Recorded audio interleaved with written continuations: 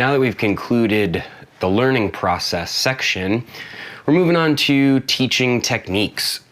Teaching techniques is going to cover some of the elements of broad teaching techniques, not necessarily techniques for teaching any specific maneuver or mission area, more the skills and the ideas that you want to use as you teach different subjects. Teaching skills are the 4 fundamental skills that you need to be successful as a teacher. There are plenty of people who are teachers who haven't mastered all 4 of these skills, myself included on plenty of events, but these are the things that we should all be trying to work on: people skills, assessment skills, management skills, and subject matter expertise. Now, subject matter expertise is the one that kind of jumps out, right? If you're very knowledgeable in the subject, you are someone who would be thought of as a teacher. This is someone who knows a lot about this subject. I'll go to them, they can teach it to me. But people skills is kind of the sleeper in this group, and one that I think gets overlooked a lot, especially in the military side. I'm not trying to impress my students. They are here to do a job. I'm here to teach them.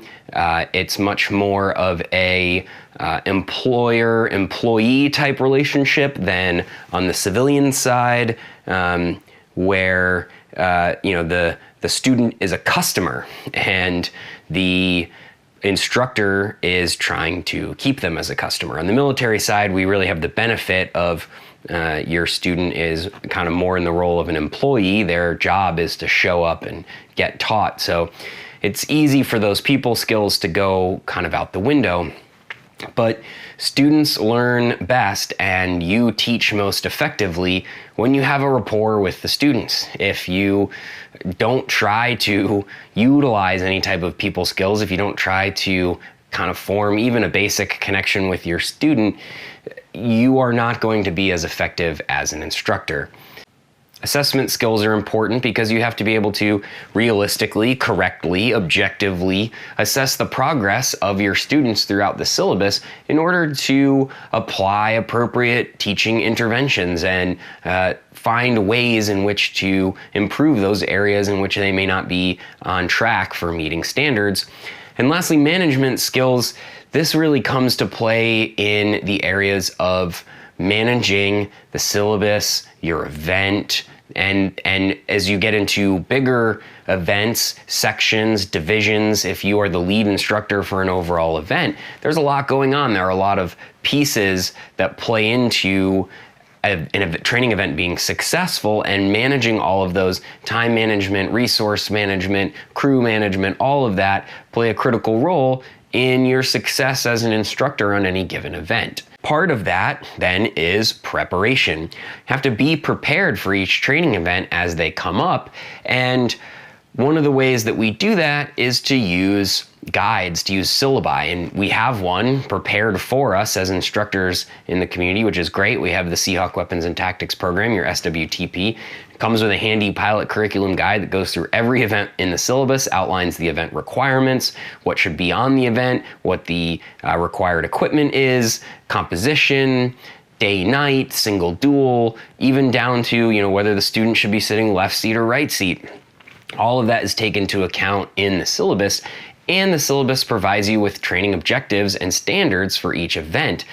And we use performance-based objectives, and they're prepared for you right in the syllabus. So if you're still operating in the .6 syllabus, you have Appendix Alpha that has your line item standards for each line item on the grade cards. And as we move forward in the .7 syllabus, you're going to have measures of performance. Now that changes a little bit from the line item standards, but either way, essentially what you're looking at are measures of performance. You're looking for a description of the skill or behavior that's expected of the student, the conditions under which they are expected to perform the skill or exhibit the behavior, and then the criteria for which you can consider that skill or behavior, successful, unsuccessful, Or, if it's not a pass-fail type evolution, some events are graded complete and complete. Some items are graded, unsatisfactory, below average, average, above average, 1, 2, 3, 4, as appropriate for the syllabi and the type of event. We also have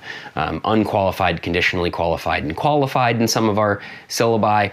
So there's all kinds of these syllabi measures of performance that you can use to objectively prepare for and then assess your student. Again, it's not evaluate. Evaluation is just for a stand eval.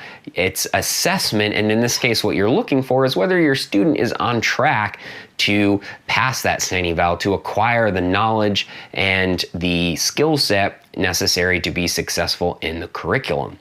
So when you're developing your lesson, you want to think about moving all of these things, on the left side to the right side. So you should go from past to present, things that the students have learned before in the syllabi up to what they're learning now. Everything should move from simple to complex, should move from the known to the unknown, and from the most used to the least used. You don't want to start with complex, relatively unknown, niche TTPs or techniques if your student doesn't have a good grasp of the basics. That can come later for more advanced students who are proficient in the basic tasks that we use all the time.